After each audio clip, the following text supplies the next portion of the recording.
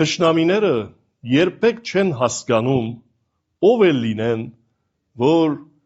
Իրանի Իսլամական Հանրապետությունում եւ նաեւ քրիստոնեական աշխարհում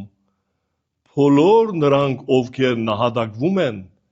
կյանքից կյանք են փոխադրվում եւ ոչ թե մահանում են։ Հետևաբար այս օրերին, երբ այս երկիրը գտնվում է գրակների տակ եւ այնպիսի բահ, երբ թշնամիները իրենք ուզեցել են այդ պատերազմը ստեղծել եւ ոչ թե այստեղից պատերազմ է հռչակվել, թեր մարդկությունը չի հասկանում, որ աշխարհի սկիզբից մինչև այսօր չի հասկանում, որ պատերազմները լուծում չեն այս կյանքի բարելավման։ Հետևաբար այս օրերին հարգելով հիշադակը բոլոր նահատակներին, մենք ողջունում ենք Իրանի Իսլամական Հանրապետության ժողովրդի բոլոր զավակներին, բոլոր այն ազգերին, որոնք այս երկնքի տակ են ապրում, մաղթելով, որ Նովրուզը նոր օրեր բերի եւ այդ նոր օրերի անունը խաղաղություն լինի։ Մեր աղոթքների մեջ հատկապես հիշում ենք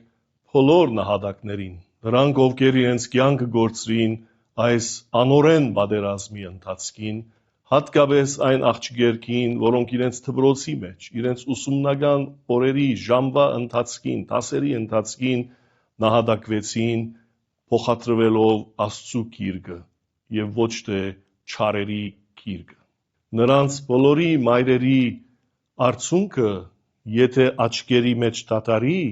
նրանց հոգում չի դադարելու, այլ միշտ լացելու են հիշելով իրենց զավակներին, նրանք, ովքեր փայլուն ապագա ունեին